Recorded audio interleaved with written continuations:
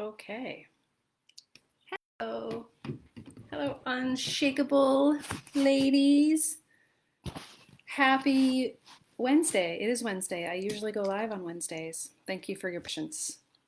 For those of you, I think Sharon and Lauren were asking yesterday. The day got away from me and I wasn't able to do it. And then I also want to say that you can always add 5 minutes to whatever time I give you because there always seems to be a tech issue. This time it was Zoom, but it really doesn't matter. This time it was Zoom, and now I had to come over and I'm doing it right here on Facebook. So I think I'm live. I guess we'll see later. Let's do just a little grounding breath to start, and then I want to share. And I thought I would come on without much of an agenda today, other than to talk about attention, our attention. I am fully teaching and flowing along with the Movement is Medicine classes right now. We're 2 days a week, Tuesdays and Fridays. And so really interesting things surface in the movement classes. Insights, ideas that really come from when you relax enough to settle your nervous system and drop out of the busy computer of your brain. You've probably heard other teachers talk about this, but so many of us live from the neck up, or we spend a lot of time living from the neck up. And those classes really help me, as well as the students in the classes, just sort of drop into this more instinctual, embodied, I want to say animal experience. We are mammals, right? The experience of just living, just moving your body, just feeling. So the world of the senses, dropping out of what Tara Brach calls Tara Brach calls it the trance of thought. I think that's a really good term, the trance of thought. So take a moment just to notice, let's pause and take a moment just to notice, have you been today kind of living in the trance of thought? Or maybe it's just that you're very busy. So it's either the trance of thought, usually that's kind of when we're quiet or when we're alone, we're living in that trance. Or we are, if we're engaged with people, if we're in the world, if we're in our workplace or in our home with our relationships, our partners, our kids, whatever, then there's like an energy stream kind of going out, right? And we may still be kind of living from the neck up, and we may still be feeling like, some tension because your energy is going forward and your senses are engaged in the activity or with the other person. So of course, this is what meditation does too. Meditation takes you out of all of that, even though that still may be present in your experience. Your thoughts may still be loud and humming along and noisy. You still may be thinking about your relationships and your actions in the world. But over time and familiarity and practice with meditation, you get more connected to how to use your attention. And that's really where I'm going today anyway. So good thing I landed there, I ended up there. So your attention is I'm beginning to call it your quiet power.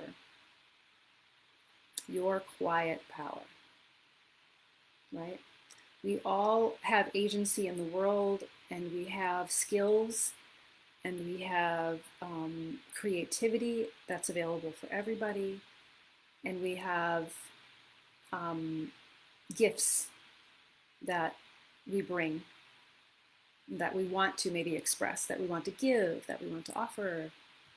And one of those gifts, so speaking of, one of those gifts that we can give to other people and to ourselves is the gift of attention.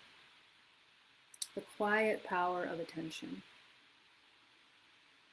So the question I have for you, if you're watching, say hello. I don't see any comments yet, but say hi, maybe leave a comment, tell me what you're hearing. The gift of attention has many gifts, right? Attention, I just shared earlier how, when you're out in the world, your attention is usually being taken or being pulled by the hand with the stimulation that's around you, with the work that you have to do, with the people that are in front of you.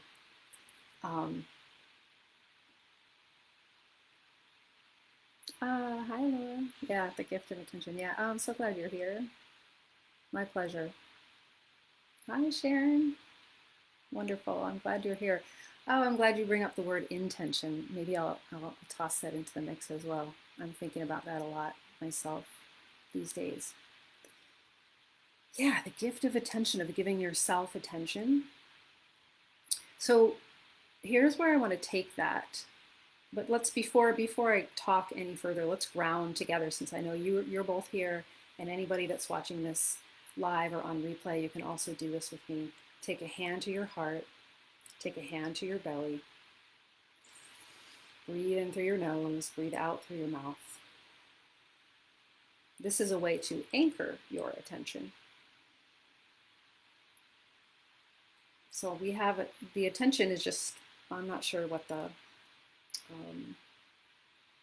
metaphor would be, but the attention is sort of like the engine. It's always running, right? If you leave a car engine running, and you can take that car and you can drive all over the green earth, or you can drive in one direction, or you can take it and park it. I don't know why this metaphor is just coming to me, but that's your attention. You can move. What I'm really trying to say is you can move your attention around.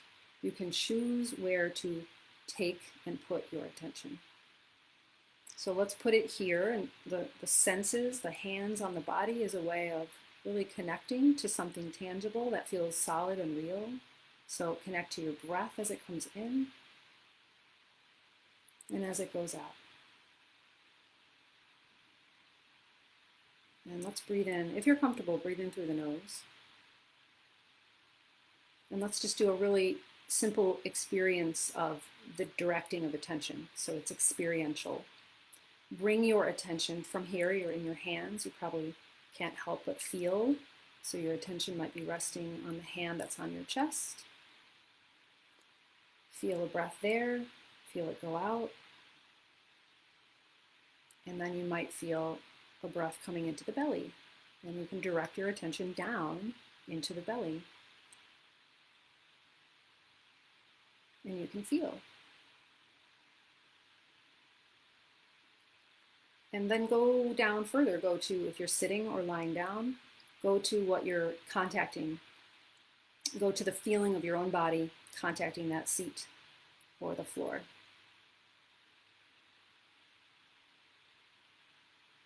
So we're dropping our attention more deeply downward toward the earth, dropping it out of the mind, even though there might still be thoughts there might still be, you're having an experience. I know when I was just talking to a coach right before this, and I was talking to another person before that, another friend. Thoughts come in and out of the mind, even when we are talking to another person. So, and there's nothing wrong with that, right? That's something that I'm trying to convey in here quite a bit. Like, we are big thinking creatures. That's what we do. What tends to happen and gets a little bit sticky for us is that we start getting involved in that trance of thinking. I mentioned, I don't know if you both were on or not, but I mentioned the trance of thought. I really like that word because when you've been sort of lost in your thinking mind and suddenly something snaps you out of it, someone or something, the distinction, right?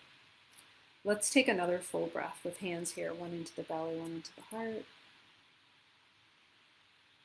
And exhale it. And start to feel the quiet power, I'm going to use that term again, the quiet power of your attention, and how you just directed it in a very, very simple way. You directed it to your breath and the feeling of your breath in your body.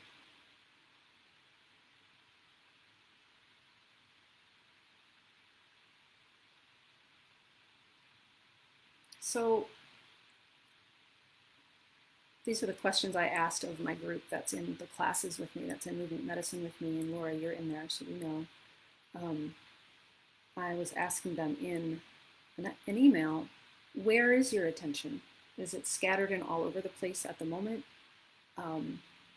This, hey, oh, good, you're at the pool. That's cool. Hi, Chris. That's great. What a nice place to be, enjoying the outdoors. That must feel good. Just here's my invitation. Here's my invite to all of you to practice attention. Just when you notice that your attention has been taken, is distracted, is all over the place, totally normal. We all go in and out of these states, right, of distraction. How can you help it? We live in a world that is very distracting. We have phones, we have computers, we are living at the speed of light, I want to say, or life. It's the speed of a sped up life. So that's all pulling on us, right? But your quiet power, you can always take your quiet power back. You can always tune into your quiet power. It's always available. This is what I sort of hammer, I hate the word hammer, but hammer home in here with your unshakable well-being. Your well-being and your quiet power, your attention, they're always available. And the things that are taking your attention, and it might be, let me go here. It might be something like your own internal dialogue that's taking up a lot of bandwidth and attention. It might be the stress of a situation. I was just in kind of a stressful situation this past weekend, and my attention was so focused on how to solve the problem for somebody else and how to feel better about it. It really felt stressful. But a really fabulous, powerful tool that you have and that I have and that everybody has is to notice that actually that worry and that stress is an alarm bell. We think of it as like, oh, I got to get out of the stress and I shouldn't be here and I feel terrible. But actually, if you start just a little bit of reframing, the stress is like when you catch it, oh, that's your body's natural system. That's your system's natural alarm bell to wake you up, to say, oh, wow, oof, I've been living in all this stress and this worried thinking and this fearful thinking. Okay, that alarm bell is leading you back to your well-being, is leading you back to your quiet power, your attention. That's not something you hear very often, but it's something to really consider. And it can be really helpful and effective in your own life to not get additionally stressed that you're stressed, right? Additional stress, additional weight of like, how do I deal with this? How do I get out of this? It's an alarm bell. So just like, oh, wow, I've been really stressed. I've been living in this, mind, this stressful thinking and this fearful thinking. And these tools that we have of meditation, of just coming back and putting our hands on our body and focusing on ourselves, attention on ourselves, they're really powerful tools and they can shift you in an instant. They can shift you in an instant. So don't get to thinking that like, oh man, when I get home, when I take a bath, when I take an hour-long yoga class, when I can sit down and listen to Amy's video, then I'll feel better. I want to get us out of that way of thinking too, because it's available in the moment and sometimes it's just a shift. And if it doesn't shift in the moment, that's okay too. Don't worry about that. Things always shift, right? That's the sort of larger perspective. The open the lens a little bit, my coach will say. Like open, you pan out in a movie and you see the whole picture rather than seeing like somebody's nose. If the camera pans back, you're going to see their face. You're going to see their surroundings, and maybe it pans until you're all the way up in the sky and you have a bird's eye view. Think about times in your life that you've had that bird's eye view and you go, aha, okay, that's what I'm dealing with. It's very clear, right? So, not sure where that came from, but that's a useful idea too. Just sort of, when you notice you're going really deep into the busy, stressful thinking mind, it's an alarm bell. Relax a little bit. Don't worry about it. Don't worry if it shifts right away. And remember that you have this quiet power. Yeah. All right, tell me what you all think. You don't have to do it right now. You don't have to type right now because I want you to tune into it and feel it experientially. It's one thing for me to talk about these things and use my words. Language is obviously an aspect or a function of the brain. So I want you to tune in every time you hear one of these live talks with me to get under the words. And I'll try to do the same as the speaker. I'll try to share with you from a relaxed, more organic place so that you feel. So what I'm asking is that you feel what's underneath the words and get to the feeling. All right, get to the feeling. All right, we're at 15 minutes. Let's just do a little mini meditation here. You can do this. You can do hands on heart, hand on heart and belly, anything that grounds you into this embodied experience where you can slow down a little bit and you can direct your attention. It's hard to direct your attention sometimes when you're moving at the speed of light, as I mentioned, but you can direct your attention when you notice and when you pause. So let's direct our attention to the breath. Close your eyes or relax your gaze and take a few deep breaths into the belly, into the ribs, into the chest. Then exhale. I'm exhaling through the nose. You might want to exhale through the mouth. Blow it out. That can be a nice cooling breath to actually exhale through the mouth, through pursed lips. So decide if you'd like to inhale and exhale through the nose. Do what feels good to you, or exhale through the mouth. And just pause. We're just going to do this for a couple minutes.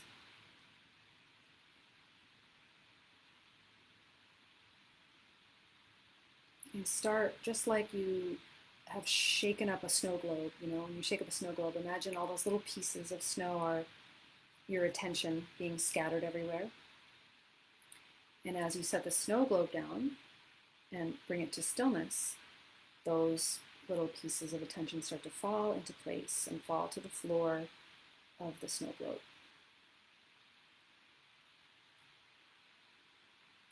So that's your attention. You could use that metaphor if it works for you. Bring your attention, let it land in the body. Let it come down and land on your breath. It's a choice to do that, right? It's a choice we have to use our attention, or to let it be pulled in 100 different directions.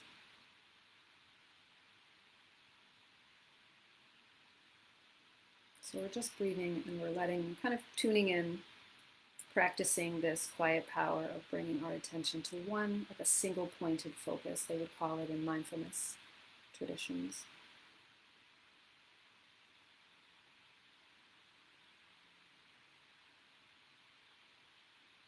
Yeah.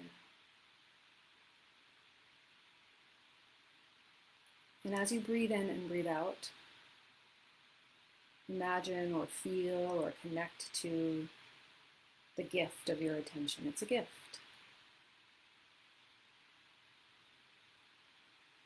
You have this gift that you carry inside you. It's very simple.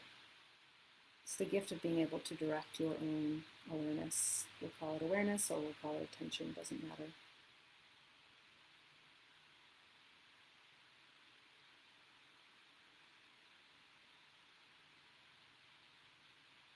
Notice how it can be pretty simple. It's nothing that you have to do perfectly or do right or do wrong.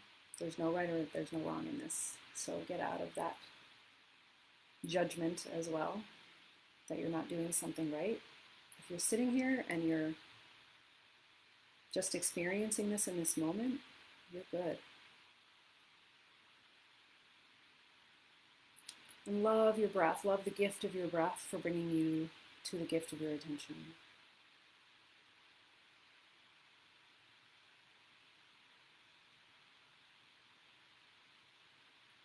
Beautiful. So that's always available. That's really the point to take away today. Always available, no right or wrong. Your attention is your quiet power. Yeah. And let me say one more thing before I sign off. when you are in your quiet power, start to notice how that affects the other people in your life. You might have people that are all over the place and their attention's all over the place. You know, we feed off of each other and we mirror each other in life. We have these mirror neurons. So, or when you're in a really overstimulating environment for yourself, you can always touch in with your quiet power. But start to notice for yourself what this does for you when you're out in the world or with other people, when you're connected.